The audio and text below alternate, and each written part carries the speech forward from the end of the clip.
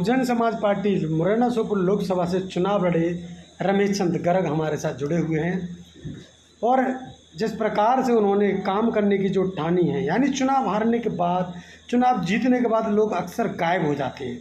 रमेश चंद गर्ग एक ऐसे प्रत्याशी बहुजन समाज पार्टी के और बड़े ही उद्योगपति लोगों के बीच में आज क्या काम कर रहे हैं, उनके कार्यों को विस्तार से हम बताते हैं।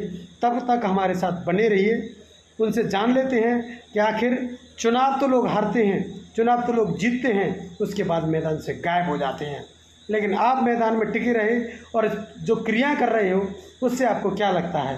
तो सेठ जी, सबसे पहले आपका स्वागत है। क्या कहेंगे अपने सभी कार्यों को लेकर? Thank you.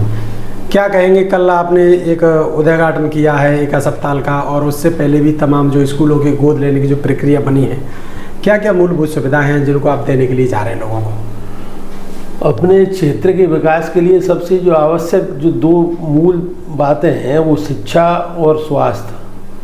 अपने क्षेत्र की ये दोनों ही चीज़ें बहुत कमज़ोर स्थिति में हैं। तो जब हमने चुनाव लड़े थे तो उसमें हमने जनरली 3 वायदे किए थे। एक तो शिक्षा के क्षेत्र में सहयोग करेंगे, स्वास्थ्य के क्षेत्र में सहयोग करेंगे और रोजगार के क्षेत्र में सहयोग करेंगे। तो अभी हमने इसमें से इन 2 क्षेत्र में काम शुरुआत किया है। एक कल सिंगल बस्ती में मोहल्ला क्लिनिक की शुरुआत की है, जिसमें निःशुल्क चिकित्सा वहाँ के आसपास के रहने वाले सब गरीब भाइयों को उपलब्ध होगी। और उसी के साथ में हमने 3 सरकारी स्कूल अभी गोद लिए हैं। एक सिंगल बस्ती में, एक रुई की मंडी में, एक गंज रामपुर गाँव में है। और इसी के साथ में हमने ये भी घोषणा की है वहाँ पर कि जो भी बच्चे प्राइवेट स्कूलों में पढ़ना चाहते हैं तो 50% फीस में हम उनको प्राइवेट स्कूलों में भी पढ़वाने में सहयोग करेंगे। और जो बच्चे ज़्यादा निर्धन होंगे उनको 50% फीस में भी आर्थिक सहयोग करने का प्रयास करेंगे। और इसके अलावा बहुत सारी सरकारी योजनाएं ऐसी होती हैं जो गरीब लोगों के लिए सरकार ने घोषित की हुई हैं, पर उन गरीब लोगों को उन योजनाओं के बारे में जानकारी नहीं रहती है।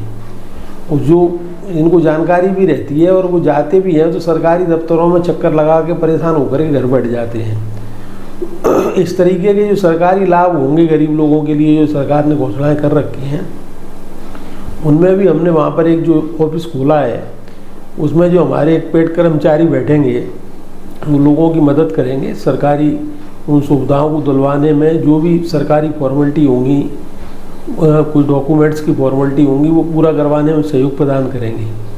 तो अभी हमने ये प्राइमरी स्टेज में जो है ये काम शुरू किए हैं।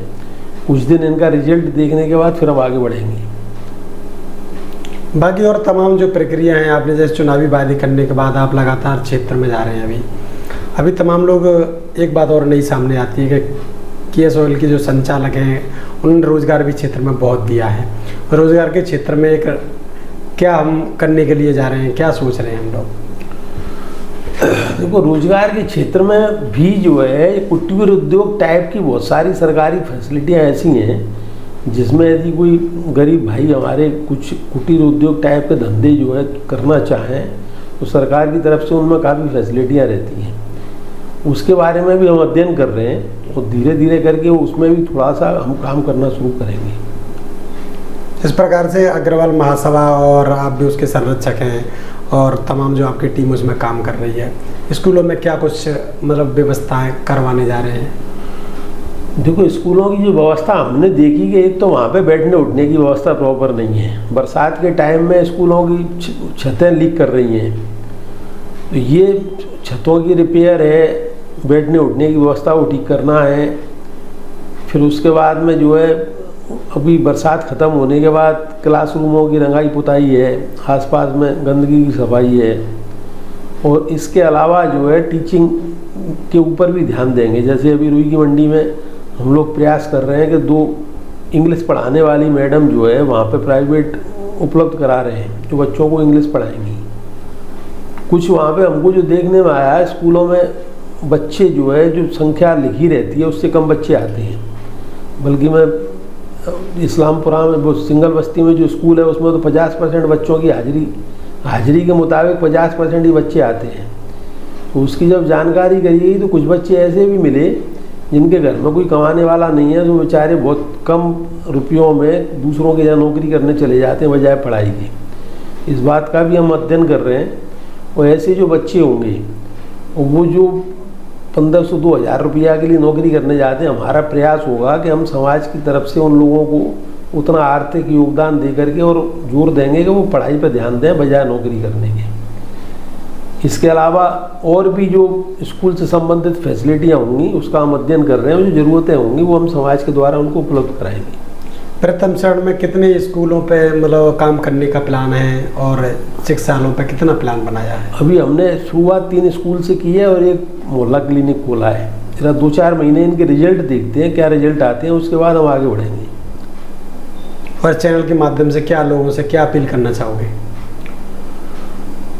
अपील तो अब जो हमने जो काम शुरू किया है, हमारी अपील यही रहेगी कि जो हमने कार्यालय खोला है उसमें उस एरिया के जो रहने वाले गरीब भाई हैं हमारे, वो वहाँ संपर्क करें। पढ़ाई के क्षेत्र में यदि उनको कोई योगदान हमारी तरफ से चाहिए हो तो वो हम करवाएंगे। इसके अलावा उनकी और भी जो भी परेशानियाँ होंगी वो भी हम उसमें उनको सहयोग करने का प्रयास करेंगे। तो लोग ज़्यादा से ज़्यादा संख्या में वहाँ संपर्क करें और अपनी परेशानियाँ बताएं वहाँ पर।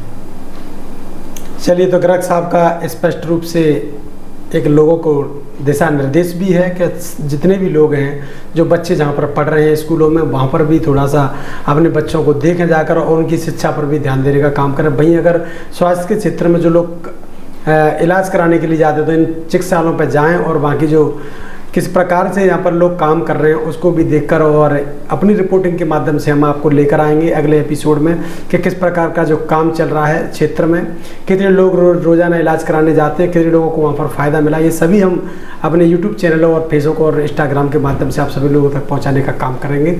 तब तक बने रहिए वाइल्ड लाइफ एक्सप्रेस के साथ। मैं हूँ दीपक। आप सभी का बहुत बहुत धन्यवाद। Thank you.